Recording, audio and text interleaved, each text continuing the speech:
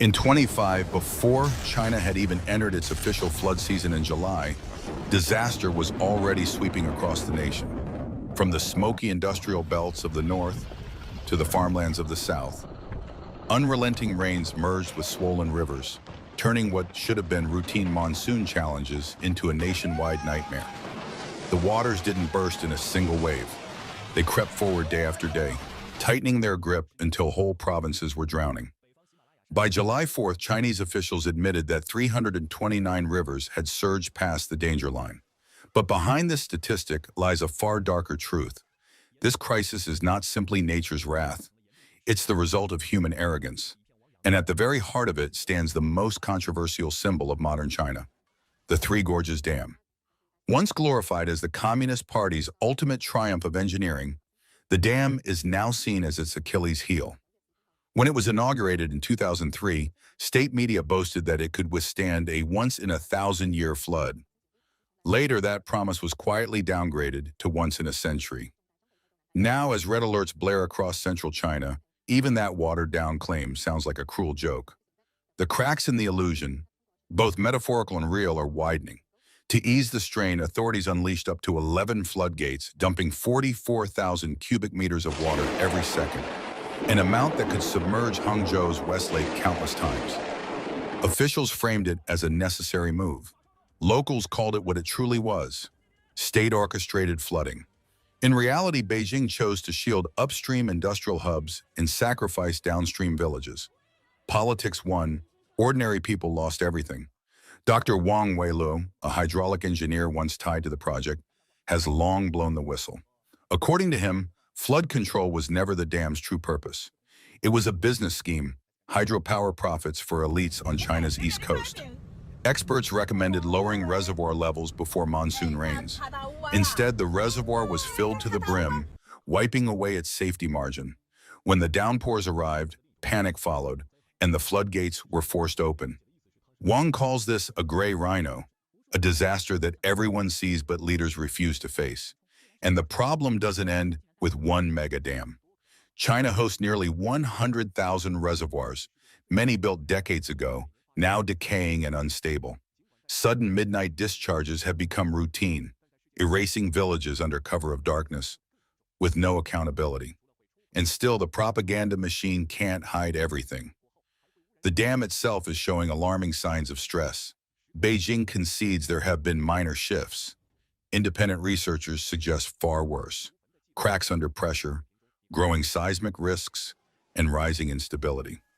Earthquakes in areas surrounding the dam have multiplied more than 30-fold since the reservoir was filled. Even NASA pointed out a chilling fact: the dam's immense weight has actually slowed Earth's rotation. This is more than flawed engineering. It is a tragedy carved into concrete. To make way for the project, 1.3 million people were forced from their homes, the largest relocation ever caused by a single construction. 13 cities, 140 towns, and 1,300 villages vanished underwater. Priceless heritage sites were lost forever. While displaced families sank into poverty, the real gains flowed to coastal giants like Shanghai. China's dam history makes the danger even starker. In 1975, the Banqiao Dam collapse, kept secret for years, claimed an estimated 230,000 lives. The wounds still haunt survivors. Now experts warn, if the Three Gorges Dam falters through poor management or collapse or an unstoppable storm, the result will not only be catastrophic flooding, it could also deliver a mortal blow to the Communist Party's grip on power itself. Michael Oslin of the Hoover Institution didn't mince words. If the Three Gorges Dam fails, it could shatter the regime itself. For decades, the Chinese Communist Party wrapped its image of control and modern progress around this single structure. But if it cracks, physically or symbolically, it could trigger a domino effect of chaos that nothing can stop. Warning lights are already flashing. On June 29th, the Sichuan Basin was hammered by torrential downpours. By late evening, the Zaipingpu Reservoir outside Chengdu began spilling water to relieve the pressure. Within days, the provincial capital was sinking beneath rising floods. By July 3rd, entire districts were submerged. The disaster clock isn't slowing down, it's speeding up. As the Yangtze River swells, it's not just testing the strength of concrete, It's testing the survival of a political empire that promised stability above all else. The Three Gorges Dam was built as mankind's victory over nature. Today it stands exposed as the CCP's weakest point. The question is no longer if this system will crack. The only question left is when and what destruction will follow in its wake. China underwater. Silence from Beijing as the dam reaches breaking point. Throughout June and July 2025, wave after wave of extreme weather smashed China, leaving devastation from one end of the country to the other. In Rongjiang County, Guizhou, families barely recovered from a flood on June 24th before another disaster struck on June 28th. Emergency workers rushed in, but locals said it was the worst flooding they had endured in 30 years. In Hubei, catastrophe came at night. Between June 30 and July 1st, a flash flood swallowed Xianfeng County in minutes. Whole neighborhoods disappeared underwater before people could escape. In Henan's Taiping town on July 3rd, a river suddenly rose and engulfed a highway in less than 3 minutes. In Hunan, the nightmare began as early as June 18th, tearing through towns like Badagongshan and Longshan. More than 400,000 were affected and nearly 100,000 forced to evacuate. Then, on July 12th, Hangzhou's iconic West Lake saw one of the heaviest downpours in modern memory. But the most chilling moment came on July 15th. At 2 a.m., a deadly cloudburst struck Jinju village in Lijiang. And behind closed doors, officials quietly ordered reservoirs to discharge water, not to save lives, but to sacrifice less important areas for the sake of key cities. The truth surfaced after a cold announcement from Xinhua on June 27th. The state would deliberately divert floodwaters into designated sacrifice zones. Not long after, the Tuoco hydropower plant flung open 7 gates at once. The Yuan River roared straight into Rongjiang County. No siren, no alert, no time to prepare. Videos flooding Chinese social media confirmed the worst suspicion. This was not a natural disaster. It was state-engineered destruction, and the nightmare escalated. On June 30th at 6 p.m., massive surges from the Min and Jinsha rivers combined and rushed toward Yibin City in Sichuan. By July 2nd, the Three Gorges Reservoir had risen to 152.87 meters, 7 meters above its official danger line. Water was pouring in at 30,000 cubic meters per second, while only 20,400 were being released. The level was rising too fast, far beyond safe margins. By July 7th, the water had climbed past the 171-meter red line and was nearing the structural ceiling of 175 meters. That's when panic struck Beijing. At 6:37 p.m. and on July 7th, GPI News dropped the bombshell. China's top leadership was in full-blown crisis mode. Multiple emergency meetings were held inside Zhongnanhai. Their decision? Prevent the dam's failure at all costs. A nationwide red alert was issued. The military, engineering corps, and armed police were deployed. The Southern Theater Command was ordered to high alert. Troops were positioned around the dam, bracing for the worst. Engineers began emergency discharges, which one expert described as controlled destruction, choosing how to collapse instead of waiting for it to happen. But every ton of water unleashed meant another city downstream was doomed. Yichang, Wuhan, Nanjing, all were forced into emergency response. The state had made its choice: protect the dam, even if it meant drowning its own people. As the waters kept rising, Beijing gave the people little more than silence. At a rare state council briefing, Deputy Water Resources Minister Chen Min admitted the scale of the crisis. 329 rivers across China had burst past warning levels. But beyond that single admission, the nation's top leaders vanished from sight, leaving the public to face disaster alone. One of the most chilling examples came in Shanfeng County, Enshi City, Hubei Province. Floods tore through the area in the dead of night, without a single warning. By the time officials issued a red alert at 6 a.m., the devastation had already struck. Within just 12 hours, the county was buried under 342 millimeters of rainfall, obliterating every record in history. Yet, when the storm ended, the government's first move wasn't rescue. It was censorship. Authorities claimed that 18,000 residents had been evacuated safely and insisted that there were no deaths. But witnesses told another story. A man surnamed Huang reported that at least 2 people had perished inside the romantic castle apartment complex. Several more were critically injured. The real death toll? hidden, just like the truth. For millions across China, the disaster is no longer just about rising rivers and collapsing homes. It is about betrayal. Every floodgate opened upstream, every fact erased from the news, leaves one haunting question in the minds of ordinary citizens. When survival itself is sacrificed for politics, I'm over 80 years old, yet never in my lifetime have I seen Chengdu swallowed by such wrath of the skies. Out of nowhere, a monstrous storm descended, drowning the city in a single night. Chengdu, once alive with neon lights and rushing traffic, morphed into a boundless sea. Highways disappeared beneath waves, subway tunnels collapsed into brown torrents, and cars floated uselessly like broken ships. Even the Urxianqiao Bridge, normally a symbol of strength, was rendered helpless. On Chenghua Road, residents had no choice but to row actual boats, charging 5 yuan per passenger, as if the city had regressed centuries overnight. The government had no option but to sound the highest-level red alert for rainstorms. The figures alone are shocking. In Qingyang District's People's Park, rainfall hit 171.7 millimeters, breaking historic records. Within a single hour, 82.4 millimeters poured down, China's fiercest downpour at that moment. Across nearly 100 rain monitoring sites, Chengdu's heart was paralyzed. 23 bridges vanished under muddy water, some more than half a meter deep. The East Railway Station went dark under floods, subway trains halted, taps ran dry, and even the airport spiraled into chaos with dozens of flights stranded. Emergency forces scrambled. Chengdu declared a Level 3 flood response, sending out 3,000 rescue workers and hundreds of vehicles. More than 28,000 people across Sichuan were evacuated overnight, whole towns disappearing into the disaster zone. In Longqi Town, a violent mudslide of 45,000 cubic meters thundered down, ripping apart the land. Meanwhile, the Fujiang River in Mianyang surged with 7,400 cubic meters per second, unleashing devastating force on everything downstream. But that was only the first act of a larger catastrophe. By late June 2025, the Sichuan Basin was locked in its deadliest floods in years. In Yibin City, the Minjiang and Jinsha rivers collided, swelling the Yangtze into a raging monster.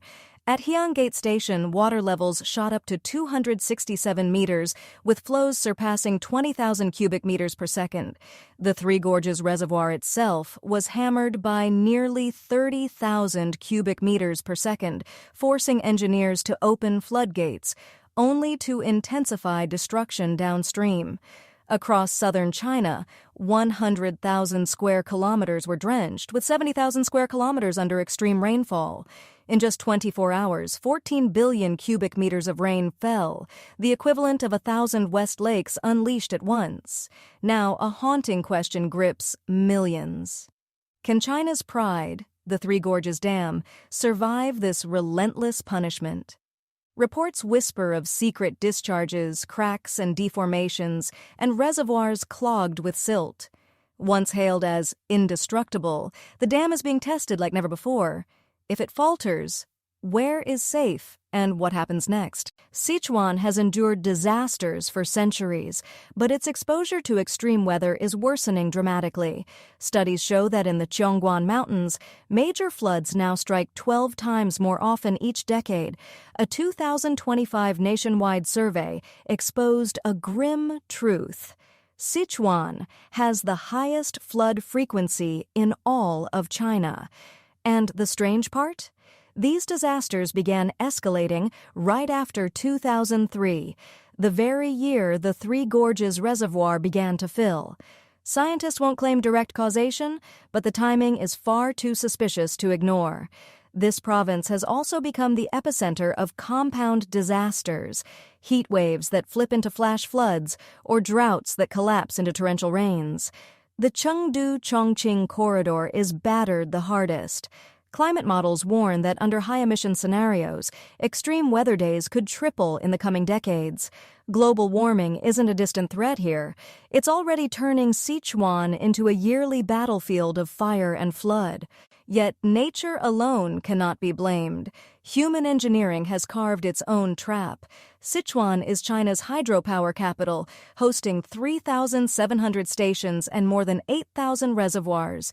These massive projects choke rivers, distort ecosystems, and when storms rage, operators must dump vast amounts of water to protect the dams, drowning towns downstream in the process. The Three Gorges Dam, once paraded as the crown jewel of China's conquest over nature, now appears more fragile with each storm. Research shows that since its reservoir began storing water, summers in northeastern Sichuan have grown hotter, winters harsher, and extreme rainfall events more frequent. Towns like Dazhu, Pengzhou, Guang'an, and Nanchong suffer yearly bombardments of violent downpours. From 2004 to 2014 alone, at least 32 events dumped more than 250 millimeters of rain in a single day.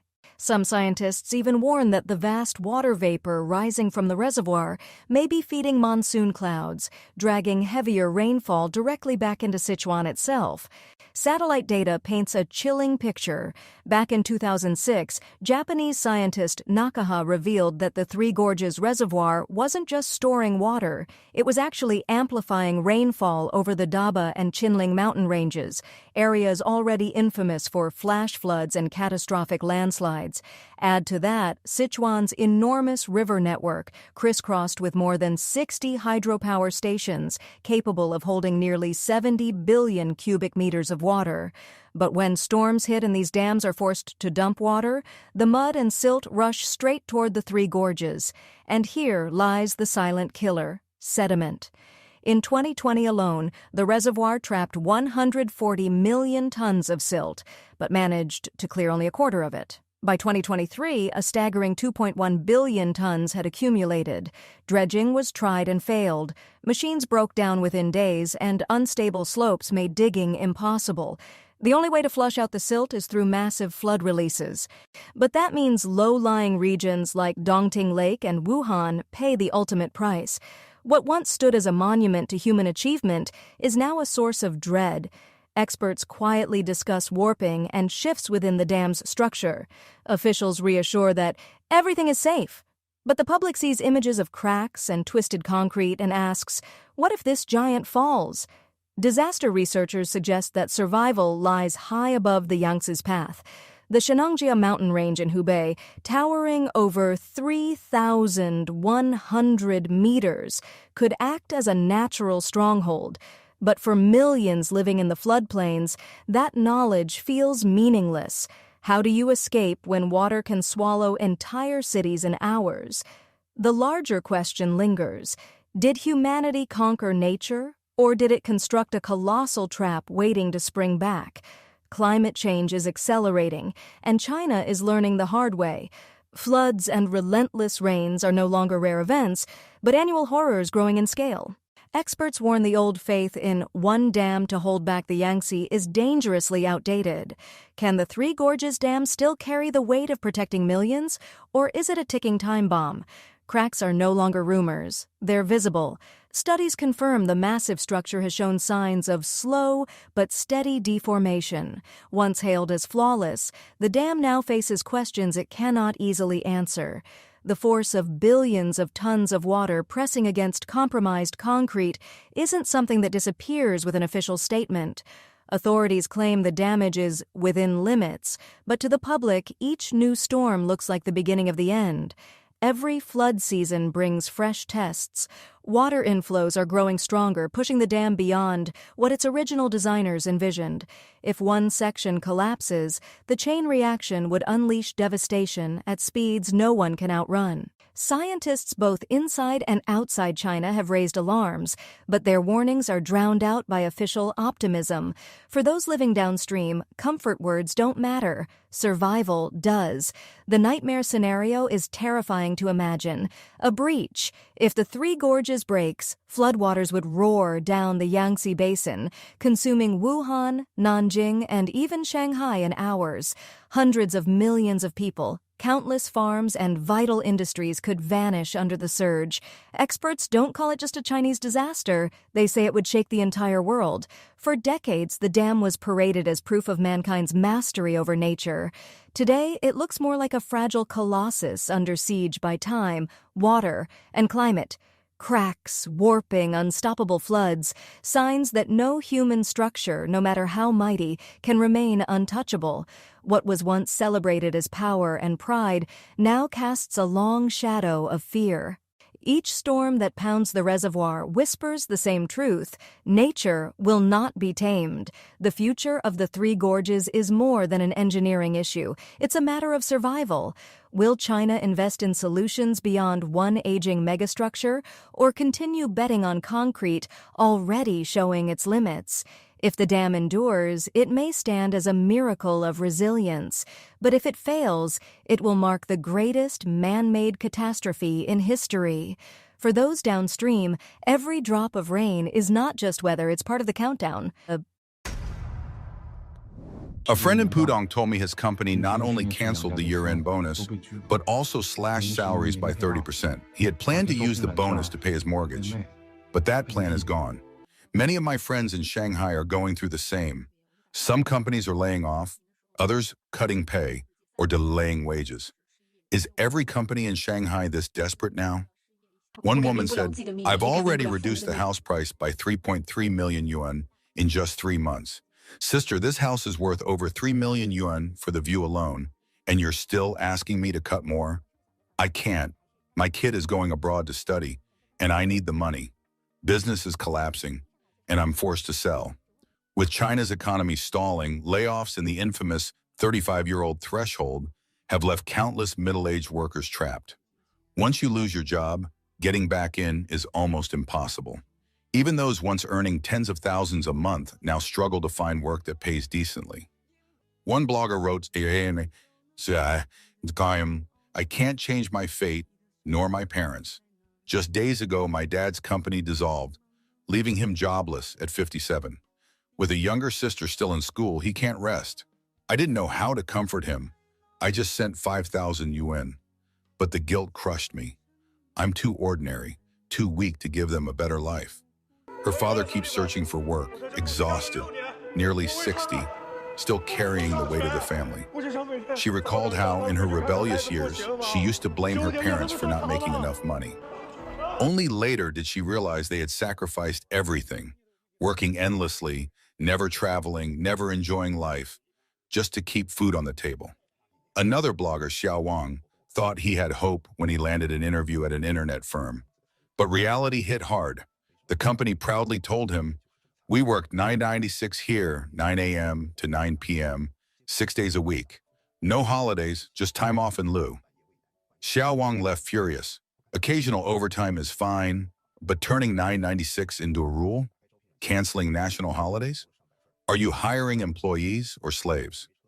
This is the cruel truth of today's China. Salaries cut, mortgages unpaid, houses sold off, middle-aged workers discarded, parents breaking down, young people burning out under 996. Blogger Xiao Wang shared his job-hunting nightmare. At an interview after asking about his family, the interviewer dropped a chilling question. "What if your child gets sick when the project is at its busiest?" Xiao Wang was stunned. "Who's in my family is none of your business," he thought. Right then, he knew this company wasn't for him. He stood up and left. In his video, he sighed. Has the job market become so bad that employers dare to ask such questions? Some people may accept these conditions, but I can't. I have aging parents and a young child. If someone gets sick, I must be there. I can't sell my entire life to a company. But reality only got worse. Xiao Wang said, "Today I applied for a 3,500 yuan job, yet I was rejected because of my age. 2 months ago, I earned 10,000 yuan a month. Now I can't even get 3,500. They say at 40, a man has no doubts. But I'm completely lost. I don't know what to do. His biggest burden is the mortgage, 6,800 yuan main each month. Before being laid off, he barely managed. Now, without income, he's hit rock bottom. Another blogger, a 26-year-old born in 1999, described his survival strategy in Shanghai. Single, with no kids, he squeezes every yuan. Cooking at home, groceries under 400 yuan, utilities under 100, commuting by scooter. He rarely eats out, dinner costs under 10 yuan, and leftovers become lunch the next day. With strict planning, you can survive in Shanghai on just a few hundred yuan. But even he couldn't escape. His team faced mass layoffs, with 25–30% of employees suddenly dismissed. The crisis doesn't stop there. Housing prices in Shanghai are collapsing. Once 230,000 yuan per square meter in Huangpu, now 110,000. In Lingang, properties once worth 60,000 can't even sell at 27,000, a 70% drop. More and more foreclosed homes are hitting the market, from million-yuan apartments to luxury mansions worth tens of millions.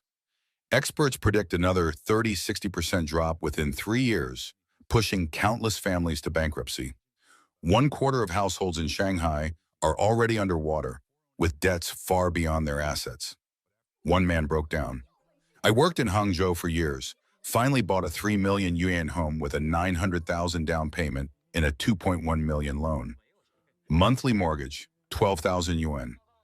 I thought I could endure it, but after getting laid off, I gave up. He hadn't paid for over a year. The bank seized his house. Shockingly, after all those payments, he still owed 2.06 million yuan. Of the 300,000 he paid, 60,000 went to interest. His down payment, renovations, and even legal fees, all gone. In just 2 years, he lost 1.6 million yuan. 10 years of hard work, and in the end, I was only working for the bank. Now I have nothing. This is today's cruel reality. Layoffs, age discrimination, collapsing wages, vanishing homes, and families crushed by endless mortgages. For millions of ordinary Chinese, decades of sacrifice are turning to dust overnight. The blogger stated that he was 46 years old and living in Guangzhou. He had previously worked and started a business. He lost his job in the first month of 2025. More accurately, he was out of work. Many kind people suggested that he tried driving for Didi or delivering food, just as a temporary fix. He rejected them all outright. There are 3 reasons. The first reason isn't the most important, but it's definitely the most crucial. His health. He's 46 years old now. He hasn't been known to endure hardship since childhood, and he never did any physical labor in his youth. Delivering food at 46 wouldn't be physically possible. He would barely make a few deliveries before his health broke down, and the little he earned would all be wasted. It was a waste. The blogger said another reason he didn't want to deliver food was the income. Many people say, "You're unemployed, so why are you still so picky? Just having an income is good enough." Have you heard that saying? He couldn't remember the exact words, but it means that if doing something doesn't change your current situation, it's better not to do it. The income from delivering food couldn't change his current situation or even alleviate it, so he felt there was no point. The third reason is also the most fundamental. Because opportunities are limited for middle-aged people, they're constantly busy and exhausted, devoting their limited time to a physically demanding task. Imagine returning home from a long day of delivering food, only to fall asleep, with no time to think about how to get over it. Over time, you're destined to be a delivery driver forever. Amidst China's continued economic weakness, the piano education industry, once considered a standard for middle-class families, is facing an unprecedented comprehensive contraction. From piano manufacturers to frontline teachers, the entire industry chain is in a downturn, and even high-income families are beginning to tighten their belts. Shanghai blogger Shanghai Xin Sheng recently interviewed Ms. Zhang Cheng, a piano teacher born in the 2000s who has personally witnessed the ups and downs of this industry. Ms. Zhang has been learning piano since childhood and began teaching part-time after graduating from high school. This was during a boom in piano education when market demand was high. She has been teaching piano for 9 years, mainly on weekends, with classes almost daily during the summer vacation. However, in recent years, with the economic downturn and declining spending power, she has felt a significant impact. She said that since 2024, the number of students signing up for piano lessons has dropped significantly. She said that the piano shop where she teaches has also been forced to downsize.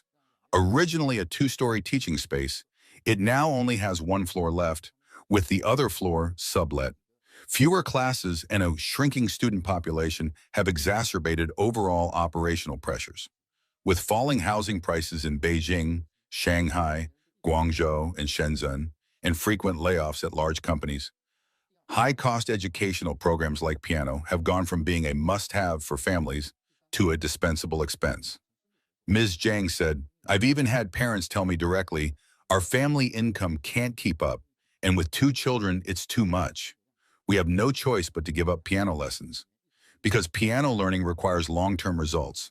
It's not about a certain number of lessons. Maybe 1 or 2 years won't show any results, but 10 years might, and maybe one day it will work. It's a long-term investment. If there's no immediate results, parents will say, forget it." She mentioned that even if families who come to learn piano live in villas, mansions, and drive luxury cars, parents still haggle over the mere 50 yuan fee, sometimes trying to drive down the price by saying a certain teacher charges less. They are generally reluctant to spend the large sums they once did on their children's piano lessons. This thrifty attitude would have been unimaginable just a few years ago. Back then, parents were generally generous and unsparing with their children's education expenses.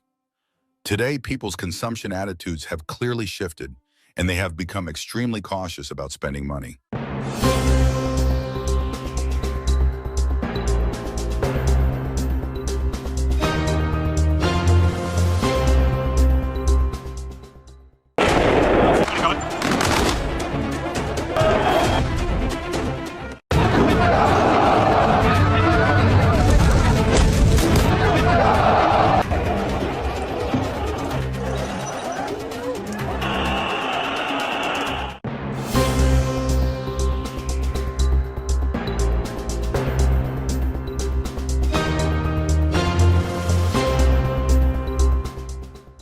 After a shocking disaster at a Chinese-built train station, Serbia has been plunged into turmoil. In today's program, we'll explore how this incident sparked one of the nation's biggest protest movements in decades. On March 13th, the streets of Belgrade erupted. More than 3,000 demonstrators faced off against security forces in violent clashes. Fireworks exploded overhead, turning the city center into a scene of chaos. Riot police moved in, firing tear gas in an attempt to push the crowds back.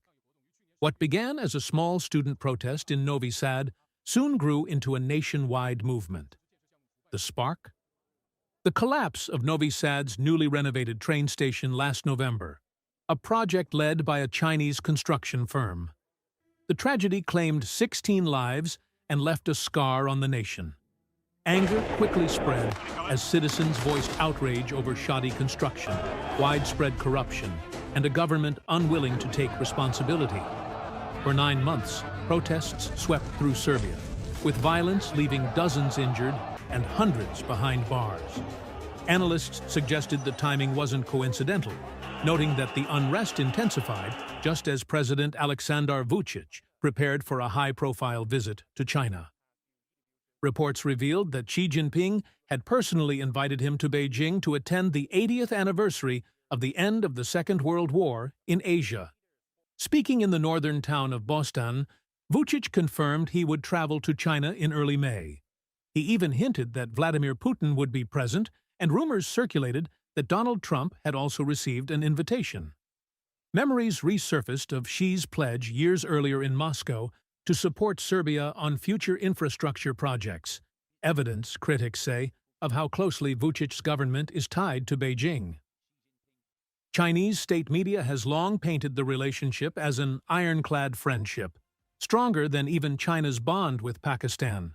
But on Serbia's streets, the mood is very different.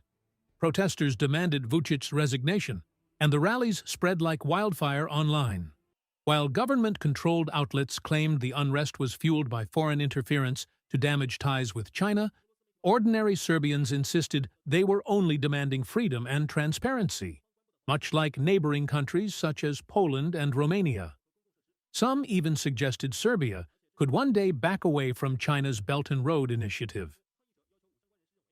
At the heart of the storm is the Novi Sad station, a crucial hub of the Hungary-Serbia Railway, a flagship project under Beijing's Belt and Road campaign in Central and Eastern Europe.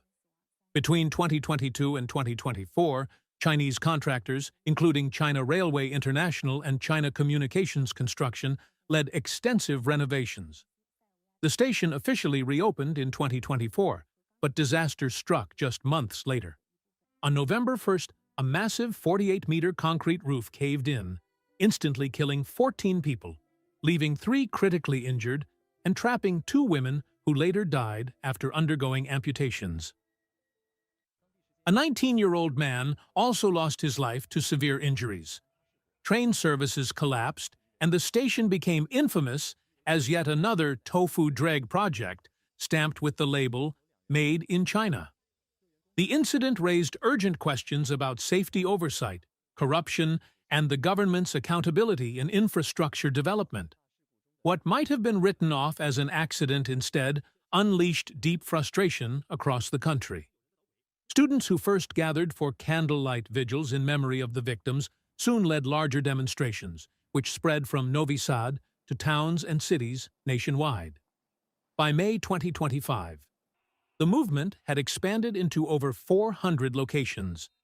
Campuses became protest grounds as students demanded truth, justice, and a truly independent investigation. The protest wave shook Serbia's leadership to its core. On May 28th, Prime Minister Miloš Vučević stepped down, forcing his cabinet to dissolve. Yet this resignation did little to calm the public. The government's sluggish response to the Novi Sad disaster fueled anger, and demonstrators began pushing for early parliamentary elections to bring an end to Vučić's rule. Their demands soon grew broader: press freedom, a crackdown on corruption, and real democratic reforms. A month later, on June 28th, Vidovdan, Serbia's National Day, Belgrade witnessed an unprecedented uprising.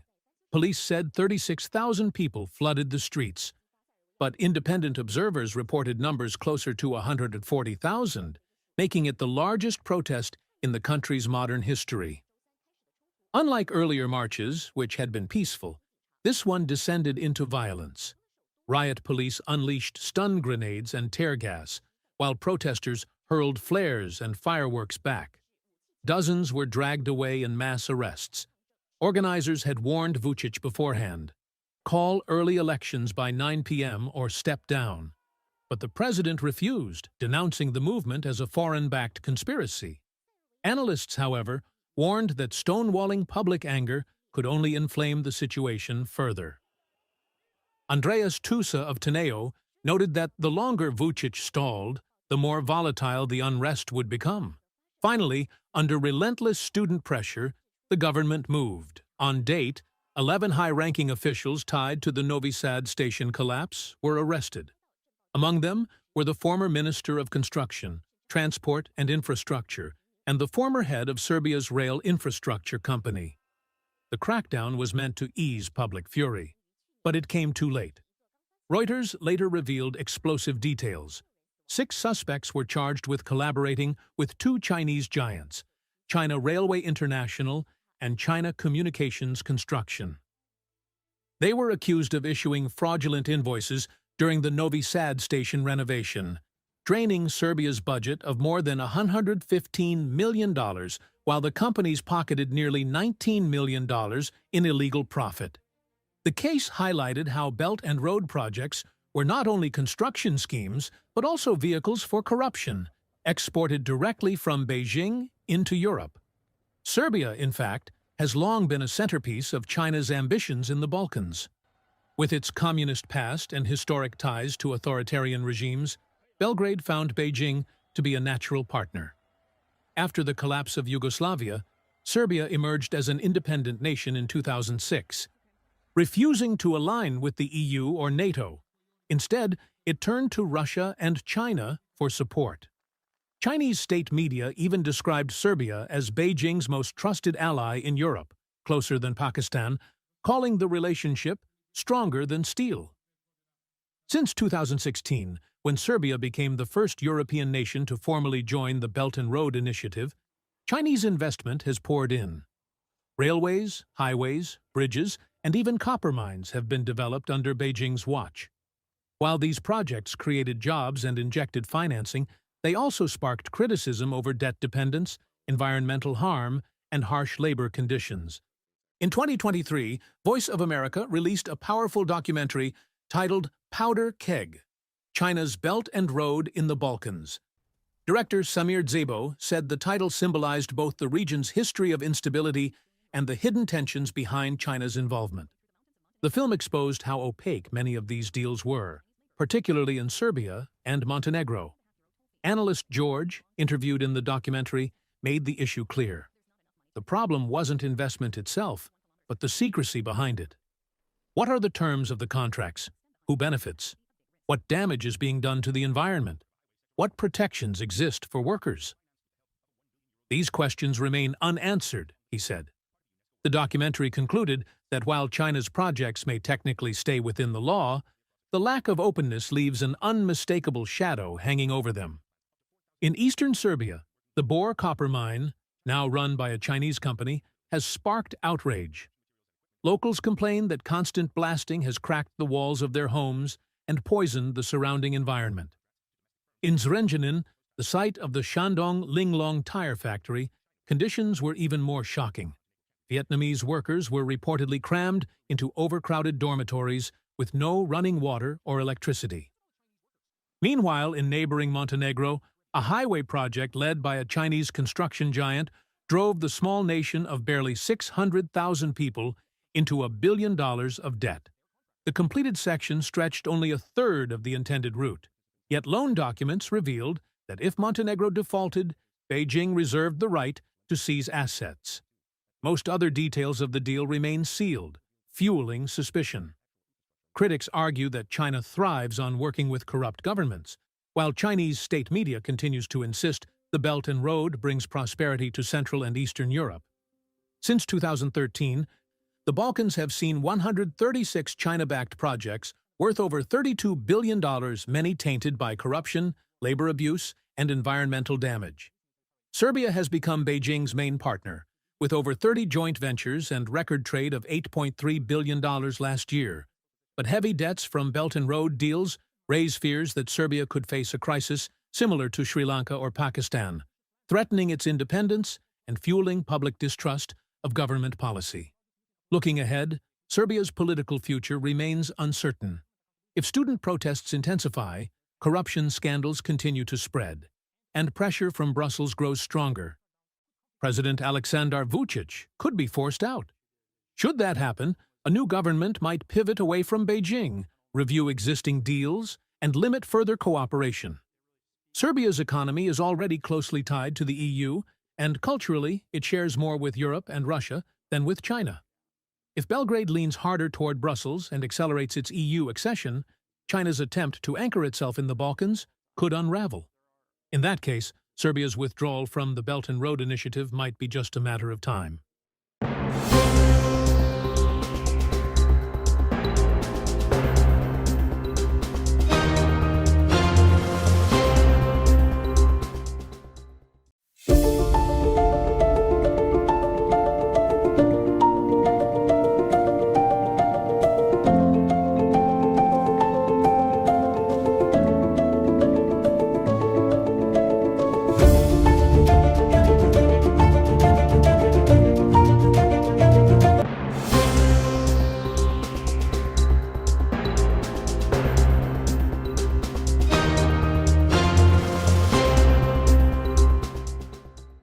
Shenzhen, September 17, 2025. A nation in contradiction as iPhone fever exposes deep crises. While the world marvels at images of endless queues outside Apple stores, China once again stands at the heart of a profound contradiction. The iPhone 17 series, launched less than a week ago, has sold out spectacularly, transforming bustling streets into rivers of people. Yet behind this frenzy lies a far darker picture. A nation grappling with a simmering economic crisis, a society fractured by hollow patriotic slogans, and a political system shrouded in heavy censorship. The Chinese Communist Party, CCP, may be concealing far greater secrets as citizens vote with their wallets for foreign products over the nationally produced goods touted as far ahead. Let's peel back the layers of last week's most shocking news to see the storm brewing beneath the surface. Frantic queues, a sea of people at Apple stores. Picture this, 3 a.m. at Shenzhen's Yifang Mall, torrential rain pouring down, yet thousands stand patiently under tattered umbrellas. "It's like a festival, insanely crowded," an onlooker exclaimed through a phone camera. Apple staff shouted repeatedly, "We're at capacity, no more entries." But the crowds kept coming, streaming in from provinces far and wide, some families even bringing sleepy children slung over backpacks. I was there, weaving through the sweaty, buzzing throng. A young man clutching a cold cup of bubble tea whispered, "I've been here since last night, just to snag the first batch of the iPhone 17 Pro Max in orange. Sure, Weibo calls the design ugly as a Band-Aid, but once it's in your hand, it changes everything. This isn't just tech fever, it's a society yearning for choice amid an economy reeling from hidden inflation and youth unemployment hitting 20% according to suppressed reports." Website crashes, record sales, Apple defies all predictions. Within 1 minute of the 8 p.m. pre-sale on September 12th, Apple's China website crashed under the weight of over 10 million simultaneous visitors. Leaked data from JD.com reveals iPhone 17 series pre-orders surpassed last year's iPhone 16 totals on Tmall in a single day, by triple. The standard 256GB model, priced at 5,999 yuan, sold out in 60 seconds, while the top-tier iPhone 17 Pro Max 1TB at 13,999 yuan was flaunted by anonymous tycoons on social media with the hashtag iPhone 17 level up. "I took out a loan to buy it. 8 hours more battery, silky 120Hz display, worth every penny," a Fujo user posted, alongside a receipt photo. But behind the joy lies economic pain. Many, with average incomes of just 5,000 yuan a month after mortgage and car payments, dive into a consumerist spiral to show off. The CCP may be hiding the real numbers. Insider sources claim household debt has hit 70% of GDP, a ticking time bomb exacerbated by consumption stimulus policies. Huawei eclipsed, trifold launch, fails spectacularly. Just a week before the iPhone 17, Huawei proudly unveiled its second-generation trifold phone, the Mate XT, hyped as far ahead, a tech revolution. Yet today, Huawei's Shenzhen stores are eerily quiet, like a cold snap after a storm. A few curious foreign tourists wander in, but locals are scarce. "I came to check it out, but no one's queuing," a resident shared.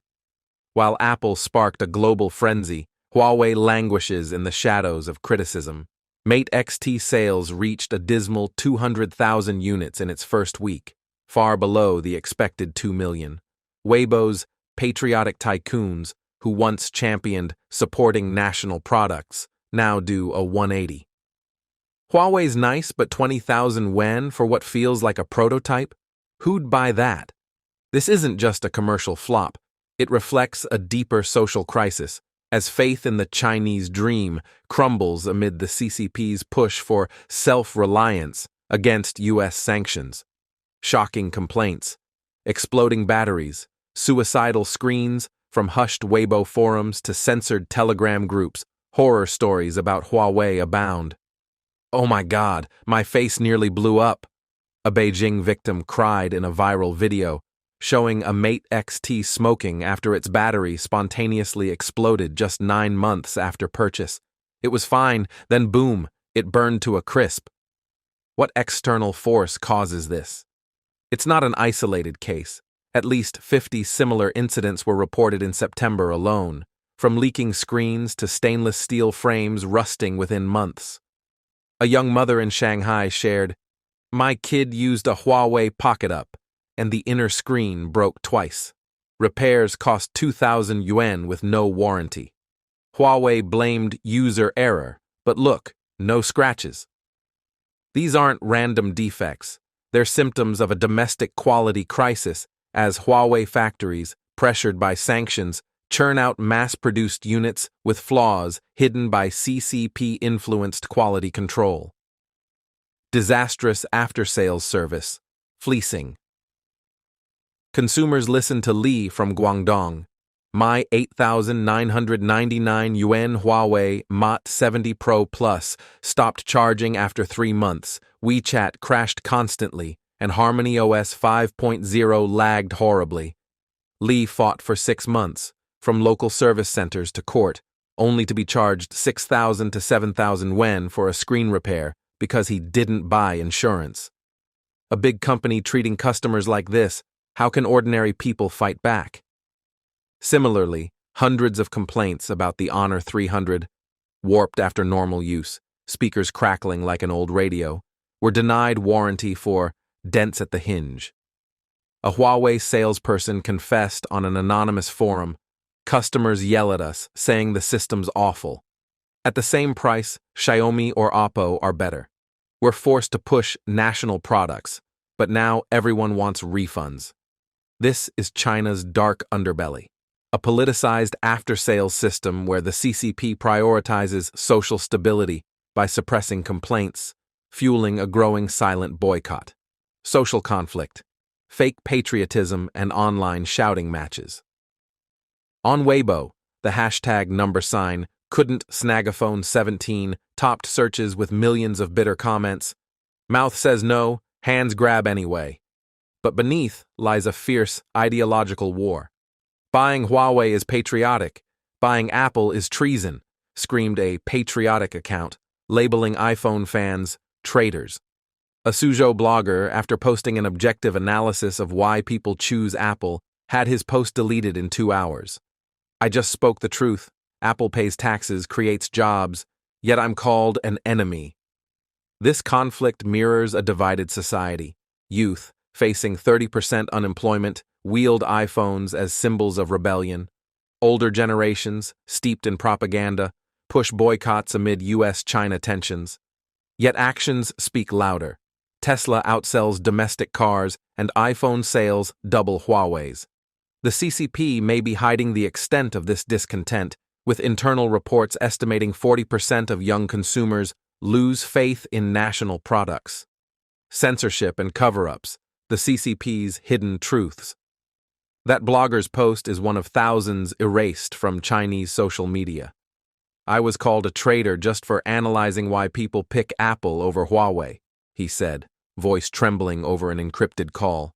The hashtag Huawei disappoints was blocked within 24 hours, and videos of exploding batteries vanished like magic. This suggests a systematic cover-up. The CCP, through its vast censorship machine, is suppressing data on domestic product quality to maintain the image of a mighty China. Insider sources from Beijing reveal internal reports on over 1,000 Huawei complaints in Q3 2025 were archived privately, never publicized. Amid escalating US-China trade wars, with new 60% tariffs on semiconductors, the CCP pushes self-reliance. But the reality is a social powder keg. Small protests at Huawei factories in Dongguan, where workers struck over delayed wages, were quashed by riot police. Politics shrouded in secrecy, US-China tensions, and internal schemes. As US-China trade wars heat up, with Huawei accused,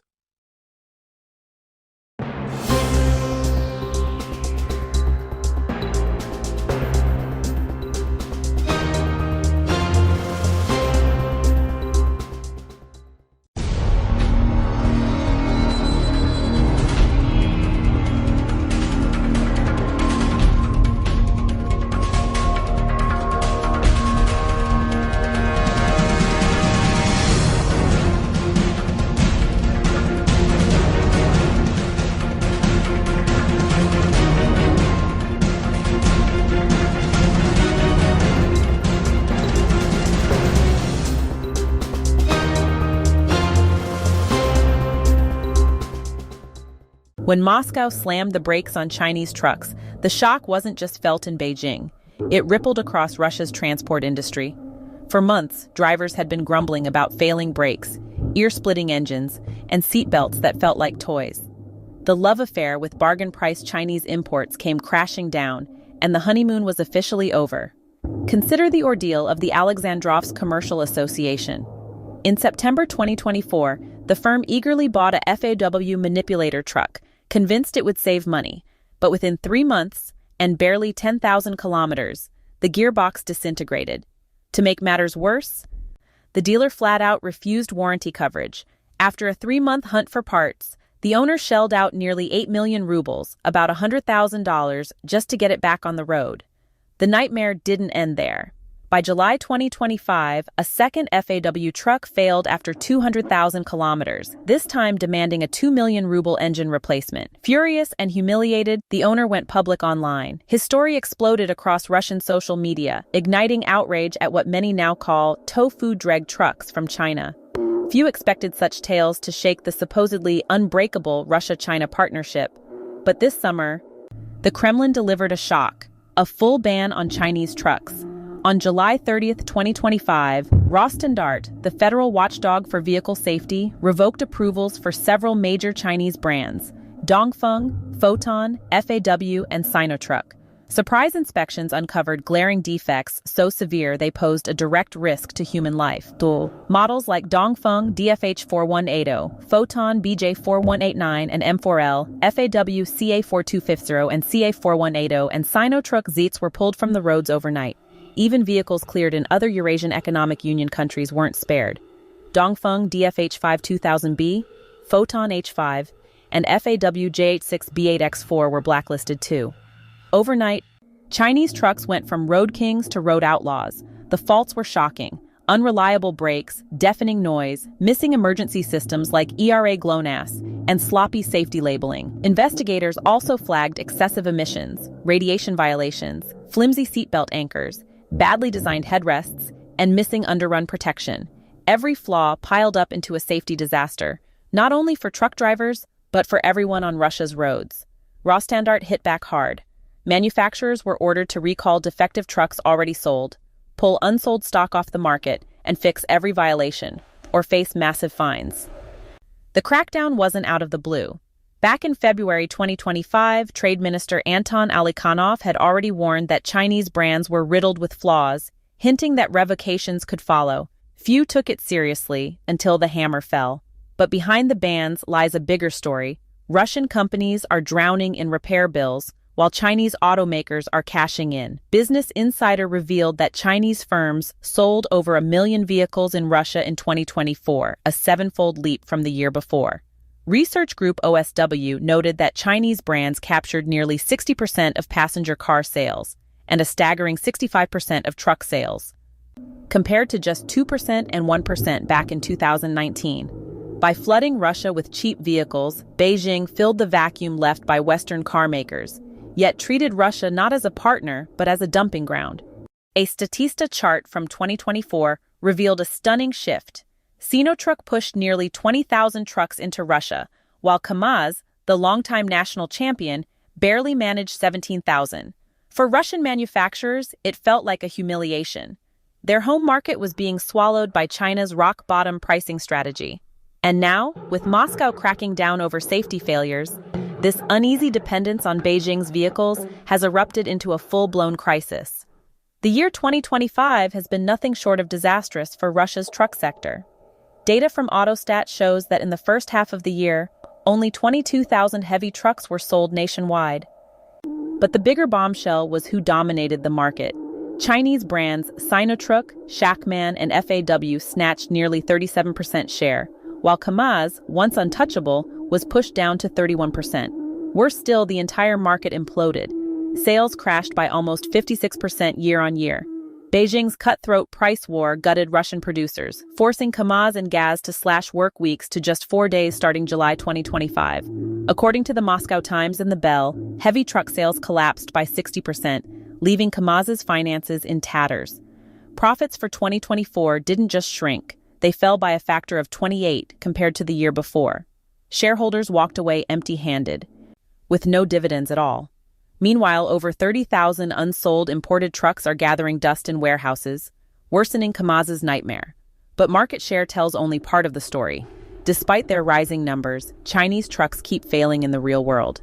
They simply don't stand up to Russia's brutal climate. Why? Because manufacturers cut corners to keep prices low. One glaring weakness is corrosion resistance. Research by Russia's Sarin Kupi across 26 regions, where winter temperatures plunged to -40 degrees, found Chinese trucks falling short of GOST standards. European brands offer 12 years of rust protection. Dongfeng promised 3, but rust showed up in 2. FAW claimed 5, corrosion appeared in 4. Great Wall guaranteed 6, but failed in just 4. Russians began to repeat the same conclusion. These trucks aren't made for Russian winters. Safety is another weak spot. In April 2025, Rostandart recalled 18,959 BU trucks for lacking aeroglonus, the emergency call system legally required in every vehicle. And these trucks aren't even cheap, with starting prices of 2 million rubles, about $25,000, fueling even more anger among buyers. Industry insiders haven't held back their criticism. Nikolai Koksharov, a trucking company director, said bluntly, "Chinese trucks care about price, not quality." He noted that while 70% of parts may be interchangeable across brands like Dongfeng, Photon, FAW, and Sinotruk, it doesn't make them dependable. Drivers on forums like Drom complain about endless problems, unreliable fifth-wheel couplings, glitchy electronics, weak metals and paint, sky-high fuel consumption, uncomfortable cabins, bad ergonomics, and even dashboard glare. What infuriates buyers most, however, is after-sales service, or the lack of it. Automotive Logistics reports some customers wait up to 6 months for repairs due to missing parts. One case became infamous. The Alexandrovskoye Commercial Association bought a FAW truck, only for the gearbox to fail. When the owner turned to a dealer in Ufa, warranty coverage was denied with the excuse, "This isn't a standard dump truck model." Even when he offered to pay, the dealer replied, "No replacement gearboxes exist, and likely never will." As the owner pushed harder, the dealer grew hostile. "Since you're complaining, we'll charge you the maximum." In the end, the firm paid 500,000 rubles, $6,200, for a gearbox with no guarantee it would fit, plus inflated service fees. Faced with mounting anger, the Kremlin has rolled out a three-pronged plan since 2024 to defend domestic brands and curb reliance on Chinese imports. One of the toughest moves came in October 2024, with a steep hike in recycling fees, up 70–85% for imported vehicles, with yearly increases of 10 to 20% until 2030. Medusa reports this policy alone will tack on roughly 15% to the cost of foreign trucks, tilting the scales toward Russian makers, and it's already working. In the first 2 months of 2025, Chinese truck imports to Russia plunged 49% compared to the same period last year. Yikai Global has just dropped a bombshell. According to the China Passenger Car Association, only 57,592 passenger vehicles made it overseas in the latest report. That's a freefall compared to past years. Even worse, the money is drying up. Car makers that used to pocket $3,000 to $5,000 per sale are now clinging to razor-thin profits of just $500 to $1,000, and some are bleeding cash thanks to delayed payments under sanctions. Russian icons like Kamaz and Gaz are already buckling, and now Moscow is slamming on the brakes with new restrictions designed to claw back control of its auto industry. But the storm is far bigger than Russia. Western sanctions have thrown gasoline on the fire. Washington and Brussels are laser-focused on Beijing's tightening grip on Moscow, warning that even indirect support, like civilian trucks modified for military use, crosses a red line. Models such as the FAW CA4250 or Sinotruk ZZS might look like harmless cargo haulers, but with quick tweaks, they can ferry weapons and supplies into war zones. The White House has promised to unleash every tool at its disposal to shut down these flows. That leaves Chinese automakers walking a perilous tightrope. The Russian market is massive, bigger than China's next 4 export destinations combined. But the price of staying too close could be catastrophic secondary sanctions worldwide. For Russia, this tug-of-war reveals a deeper wound. Cut off from advanced technology, from chips to hybrid engines, local giants like Lada and Kamaz can't keep pace. With Western imports locked out, Moscow has little option but to lean heavily on China, all while dreading the trap of full dependency. It's a marriage of survival, not trust. The latest truck ban proves just how shaky it is. More than 15,000 imported vehicles have already had their registration ripped away, left to rust in empty lots. The Kremlin's message is blunt: rebuild domestic auto production at any cost. And for Beijing, the warning could not be clearer. The days of easy money in Russia are gone. Exports have been slashed, profits gutted, and reputational risks are exploding. Chinese truck makers are now paying the price for chasing short-term gains while ignoring compliance and local adaptation. The golden run of unchecked expansion has hit a wall. Ahead lies a battlefield of sanctions, regulations, and political landmines, where a single misstep could wipe everything out. I'm a fresh graduate from the class of 2025. Today is my 10th day in Shenzhen, and I still can't find a job. Not a single one. Apart from telesales, endless sales jobs, customer service positions, or acting as a host at so-called cultural and media companies, there's nothing left. Whenever I show up for an interview and tell them I'm a fresh graduate, the response is always the same. You need work experience. How am I supposed to get experience if nobody will hire me? I'm leaving Shenzhen. Goodbye Shenzhen, and goodbye to my youth. 6 years ago, I came to this city with dreams burning in my chest, just like countless outsiders who believed Shenzhen was a land of opportunity. But in my very first year, I felt the real essence of this city: loneliness. Day after day, I drowned in endless commutes, endless pig's trotter rice, and endless exhaustion. Social life, non-existent. So let me ask you, if you didn't have a job, would you still stay in Shenzhen? My answer is a clear no. I can't make enough to live. Money. Every day here feels like life in the countryside. Shenzhen's prosperity shines only in skyscrapers. It has nothing to do with ordinary people like us. Do you realize what's happening? Right now, 90% of the shops in Shenzhen are bleeding money. Another 5% are barely scraping by, and only the last 5% are making any profit at all. Don't argue with me. Go and see for yourself. This year, physical stores have practically no single-person roles anymore. One person now does the job of two. Women are treated like men are treated like machines, and bosses act like they're gods above everyone else. Yes, there are reports saying Shenzhen's real estate market has shown slight recovery recently, but many seasoned agents sigh and shake their heads. I've never seen the market this dead in my entire career. Home prices have crashed. Properties that once sold for sky-high amounts are now chopped in half, or worse, fallen to rock bottom, leaving big developers staring at ruins of their former empires. Some even call it a new age slum. In the heart of overseas Chinese town, one of Shenzhen's 4 luxury areas, a residential monster has risen. The LVGM Baishizhou, Asia's tallest residential building. Standing 74 stories high and 240 meters tall, it towers over city landmarks. Yet its floor area ratio is a staggering 11.4, and its occupancy rate only 69%. It covers 5 million square meters and will eventually cram in more than 90,000 residents. This year, the Ministry of Housing and Urban-Rural Development issued new rules redefining what makes a good home. From now on, residential buildings can't exceed 26 floors, and their height can't go over 80 meters, meaning these super high-rise towers will soon be relics of the past. What kind of house can I buy in Shenzhen with 7 million yuan? I've been here for more than a decade, dreaming of owning my own place. After getting married, the desire only grew stronger, so my husband and I started house hunting this year. We didn't want to over-leverage, so we set our budget at 5 to 6 million yuan, hoping to use provident funds to cover the monthly repayments.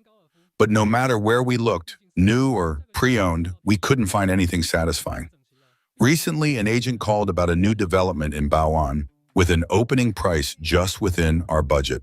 So on our day off, Gang and I went to see it. The complex is just 200 meters from Lindsay Metro Station, with only 2 buildings. One is talent housing, with units sized 89 and 115 square meters. At first, the blogger thought buying a pre-owned home would be simpler, but later realized the traps and headaches involved.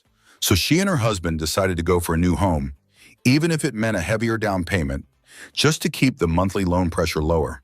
But the thought of being tied down to a mortgage for the next 30 years still crushed them like a weight they couldn't escape.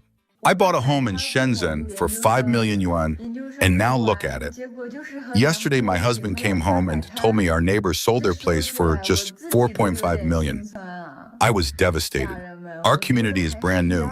Units were only handed over at the end of last year. That house hasn't even been renovated, and it's already lost 500,000 yuan in value. We bought ours back in 2014 for 5 million yuan. The down payment plus taxes came to 1.55 million yuan, averaging just over 50,000 yuan per square meter. Our mortgage runs 30 years, and every month we pay nearly 20,000 yuan. And now, in less than a year, the value has already crumbled. The blogger shared how she and her husband scraped and saved after grinding in Shenzhen for over a decade. To pay off their mortgage faster, they cut every unnecessary expense. Yet after 2 years of repayment, it feels like most of the money has gone straight into interest, with almost nothing reducing the principal. Before owning a house, she envied homeowners. But after buying her own, she realized the cruel truth. Homeowners are the biggest losers. They don't dare quit their jobs. They don't dare spend. They don't dare rest. They live like prisoners of their mortgage, counting every yuan day by day. Her apartment wasn't even fully renovated when housing prices suddenly crashed, slashing its value by 500,000 yuan overnight. Still, she tried to comfort herself. Since I'll live here, I won't lose unless I sell. But the reality of working life broke her down. I'm going to run away, she confessed. After just 2 weeks in a new company, she quit. The thought hit her on her second day. The pressure was unbearable. KPIs, overtime until sunrise, endless reports. She dragged herself home at 9:30 a.m., only to wake up at 7:30 a.m. again for work. The brutal pace destroyed her sleep and wrecked her skin. Finally, she gave up, torn by guilt but suffocated by stress. Netizens poured in their thoughts. Young people today just want to escape when facing pressure. Everyone wants a stress-free job, but where do those jobs exist? Another added, once you have a family and kids, you'll realize the little struggles of youth were nothing. Her reality? A 6,000 yuan salary, 2 hours of commuting every day, and a life that feels like it's already spent on the subway.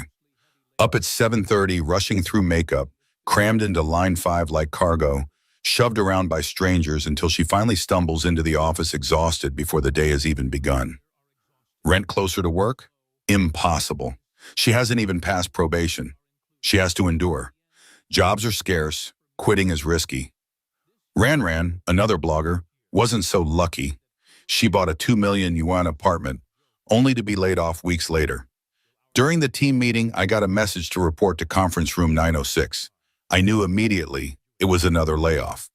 The manager told her he wished he could keep her, but there was only one spot left, and it went to someone else. Ran walked back to her desk, numb, pretending to work until noon, when she finally collapsed into tears. It wasn't just the layoff, it was the endless setbacks, the feeling that life in Shenzhen only gets rougher, with no sign of a turnaround. And what about salaries? A fresh graduate majoring in international economics and trade, working in cross-border e-commerce, earns just 5,000 yuan during probation and 6,000 after. She once believed salaries in big cities were sky high. Now she knows the truth. The average pay is just 6,000 or 7,000 yuan, while the 10,000 yuan salary belongs only to a lucky few. In a city full of layoffs, she considers herself fortunate just to have a job. But not everyone is so fortunate. Blogger Nini, 41, has been unemployed for 5 months, sending out resumes daily with no luck. Even the simplest jobs reject me. It feels like once you're over 35, you're unemployable. Maybe I should just lie low, eat, sleep, and wait for retirement, or pick up a cleaning job at best. Yao has spent 4 years in Shenzhen, and now she's leaving. No career, no love, only loneliness. Eating alone, watching movies alone, living alone. She's come to see that what people truly need isn't money or ambition, but companionship. Here, so many live alone, and isolation easily breeds depression. Too much of it can even make you sick. This year, my urge to leave has only grown stronger. Yes, I'm leaving. Some don't want me to go, but after much thought, I know. Aside from the good weather, there's nothing in Shenzhen worth staying for. Shenzhen has long been a dream destination for migrant workers, a city they yearn to be in. However, more and more people are now choosing to leave. There are several reasons for this. First, Shenzhen's stubbornly high housing prices have put home ownership out of reach for most ordinary workers. Many once dreamed of owning a place in this bustling city, but as prices kept rising, that dream has become increasingly unattainable. Even if some manage to scrape together a down payment and mortgage, the crushing financial burden takes a serious toll on their quality of life, making it hard to truly settle down and focus on work. Faced with this reality, many have no choice but to leave Shenzhen and return home. Second, the cost of living in Shenzhen is nothing to scoff at. Even a simple bowl of noodles can cost 10 or 20 yuan. Frustratingly, wages haven't kept pace with rising expenses.